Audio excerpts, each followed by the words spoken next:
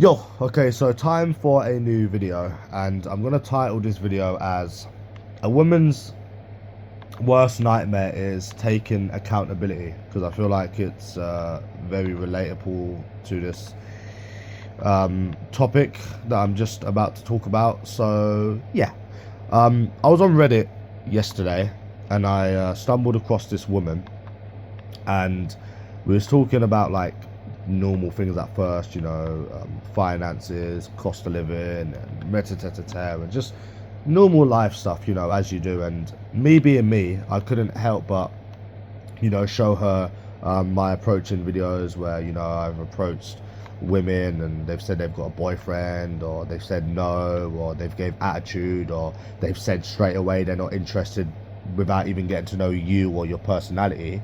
um, you know um, and it's crazy, all the things that, like I've said in previous videos, that makes you think, like, what hope do you actually have? You try to start a conversation with a woman and it's straight away, I'm not interested, or they say they've got a boyfriend when in reality, I hate to break it to you, but 90% of them probably don't. And it's like, it's just absolute madness, how anyone would think that you've got hope of ever finding someone in this country. I mean, they're very optimistic.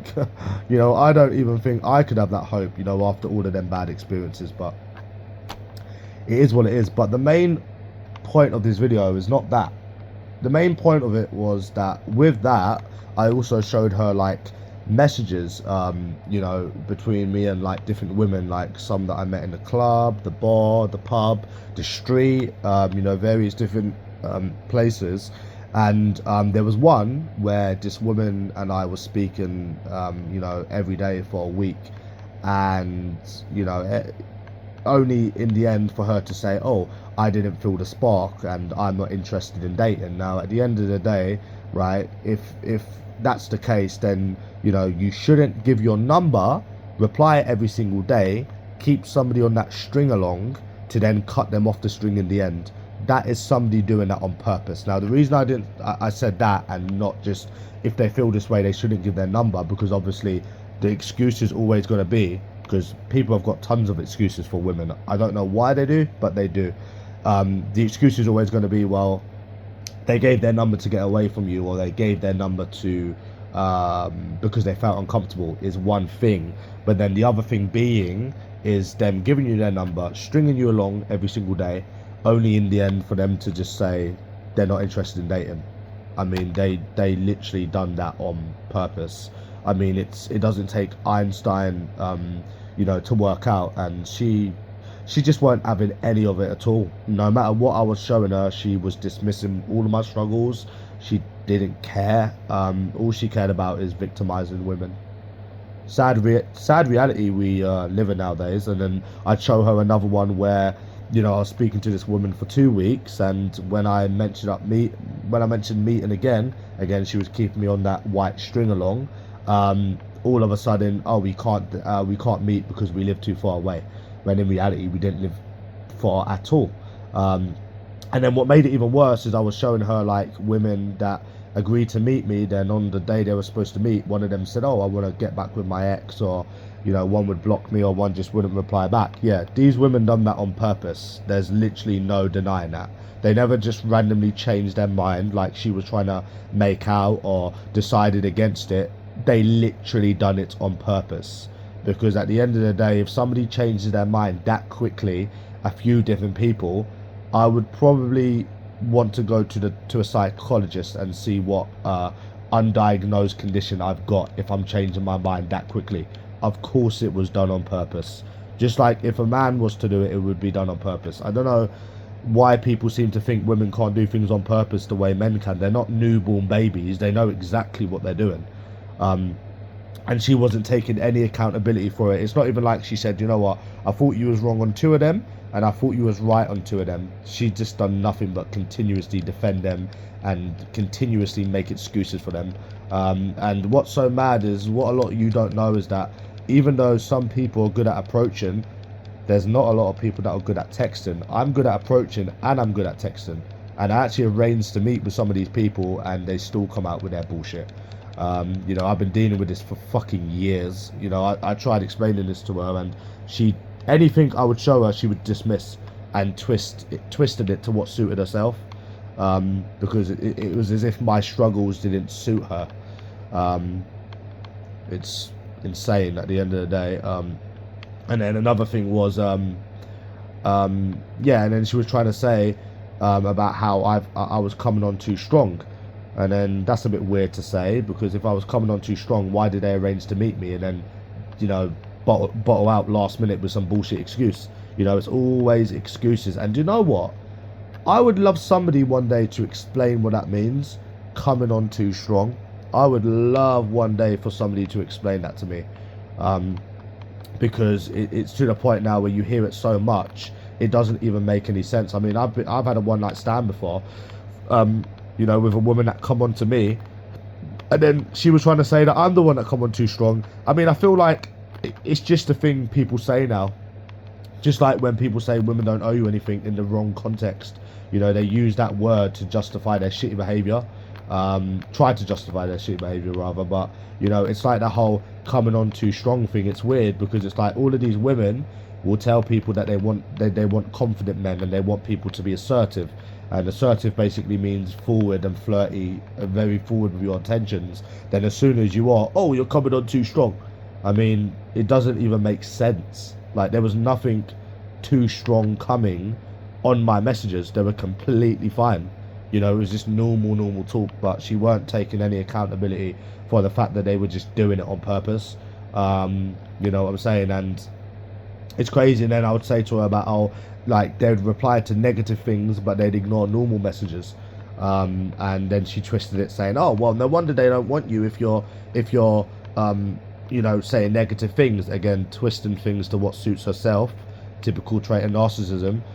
No, they ignore normal messages, and then as soon as you write negative things, they reply straight away.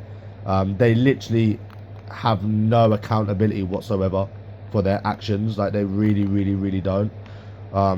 It's crazy. And I'm not gonna lie to you, right?